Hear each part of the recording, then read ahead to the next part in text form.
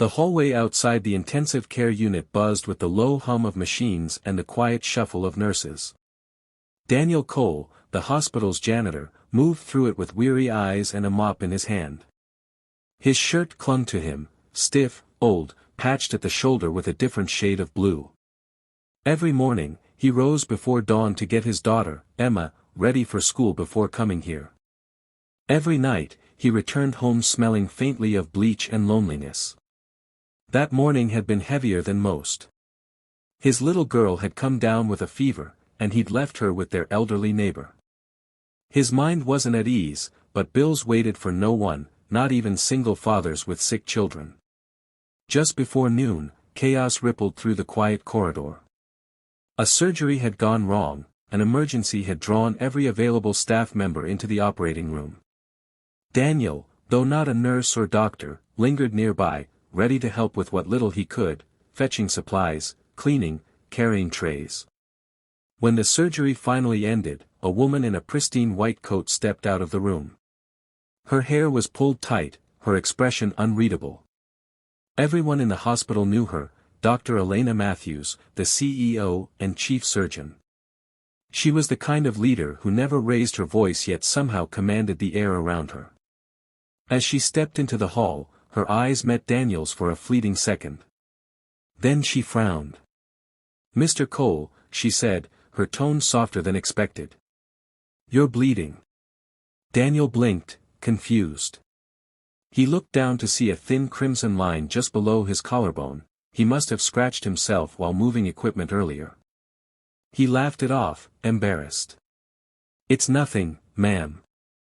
Just a scratch. I'll wash it off."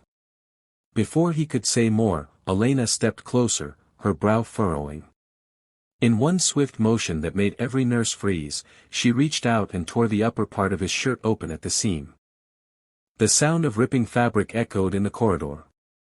Daniel's eyes widened, shocked, as the CEO of the hospital stood inches from him, holding the torn edge of his janitor's uniform. The hallway fell silent.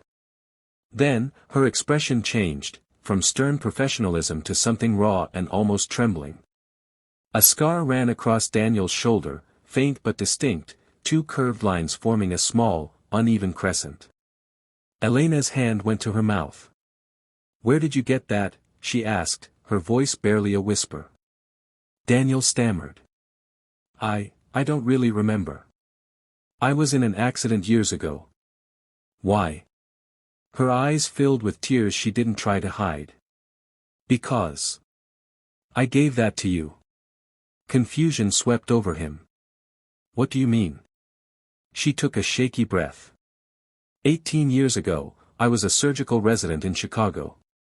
There was a car crash, a young man came in, half-conscious, protecting a small baby with his own body. He wouldn't stop asking if the baby was okay. I operated on him. He disappeared before he fully recovered. The scar, I stitched it myself. Daniel's mind reeled. "That was me," he murmured. "My wife had just died in that crash. Emma was the baby." For a long moment, neither spoke. The fluorescent lights buzzed overhead, and somewhere down the hall, a machine beeped steadily, grounding them both in the present. "I remember you," Elena said finally.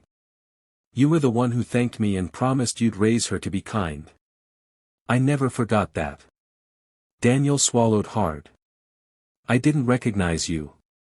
You were younger then, and I didn't think you'd remember someone like me." Elena smiled faintly. "I remember everyone whose life crossed mine that deeply." The hallway's silence softened, filled now with the weight of shared memory. She took a small step back and glanced at his torn shirt. "I'm sorry," she said, almost laughing through the emotion. "That was impulsive." Daniel chuckled quietly, still stunned. "I don't think anyone's ever torn my shirt in gratitude before." The tension broke, replaced by something lighter. She motioned for a nurse to bring a first aid kit and personally cleaned the small cut on his chest. Her touch was gentle, but her eyes stayed distant, lost in thought. After she finished, she looked at him again. "You said your daughter's name is Emma?" Yes. She's 11 now. Smart, a little stubborn. She's my whole world. Bring her to the hospital sometime, Elena said softly. We're opening a scholarship program for staff families next month. I'd like to meet her. Daniel blinked, unsure what to say. Gratitude welled up in his throat, but words felt too small for the moment. Thank you, Dr. Matthews. As he turned to leave, she called after him. Daniel. He paused. I wasn't supposed to be in that surgery today, she said. Something made me step in at the last moment. Maybe, it wasn't a coincidence. He nodded, meeting her gaze.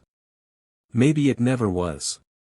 That evening, when he returned home, Emma was waiting on the couch, wrapped in a blanket, coloring in her sketchbook.